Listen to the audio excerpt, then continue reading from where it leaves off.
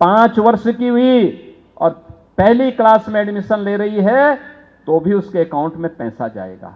बेटी ने 5वीं पास कर लिया, 6ठी क्लास में एडमिशन लेगी, रजिस्ट्रेशन के साथ ही उसके अकाउंट में पैसा जाएगा। ऐसे 25 लाख बेटियों को उत्तर प्रदेश सरकार वर्तमान में कन्या सुमंगला योजना के माध्यम से धनराशि उपलब्ध करवा रही है। शिक्षक मनोयोग से काम कर सके। आपने देखा होगा अभी हाल ही में हमारी सरकार ने कुछ निर्णय लिए हैं।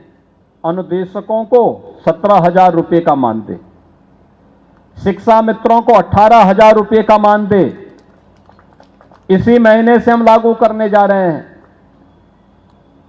शिक्षक हो, शिक्षा मित्र हो, रसोईया हो या फिर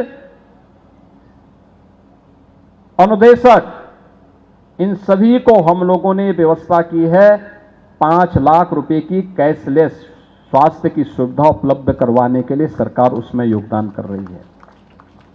आप कार्य करिए, सरकार आपके साथ में है।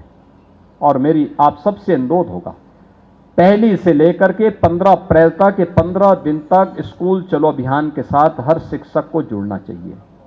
अच्छा होगा प्रधानाचार्य किसी दिन सभी अभिभावकों के साथ भी बैठे, फिर प्रातःकाल विद्यालय अगर 8 बजे प्रारंभ हो रहा है, 7 बजे आप घर से निकल करके उस गांव में अलग अलग शिक्षक अलग अलग मोहल्ले में एक बार राउंड लगाते हुए जाएं।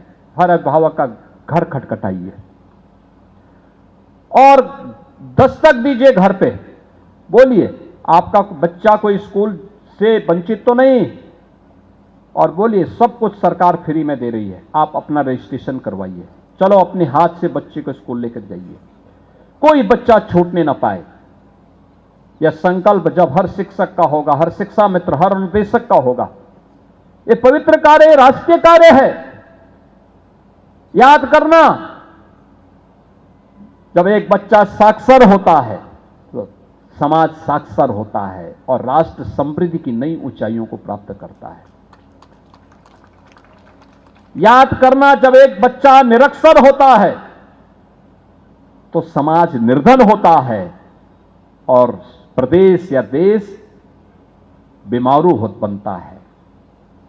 हमें बीमारू नहीं बनने देना है, हमें अपने बच्चों को साक्षर बनाना है, हर नागरिक को साक्षर बनाना है, समृद्धि की नई ऊंचाई तक पहुंचाना है, विकसित भारत के लक्ष्य को प्राप्त करने की दिशा में आगे बढ़ना है। और इसीलिए पहले चरण में 1 से 15 तक इस मेहनत को करिए। जैसे ही बेसिक शिक्षा विभाग के सभी प्रकार के डाटा आपके उपलब्ध हो जाएंगे, कितने बच्चे कहां एडमिशन लिए हैं, को टोटल कितने बच्चे हैं, तत्काल आपके बीओ के माध्यम से बेसिक शिक्षा अधिकारी, इन सब का दायित्व बनता है कि वे इन सबको उसके साथ जोड़ें।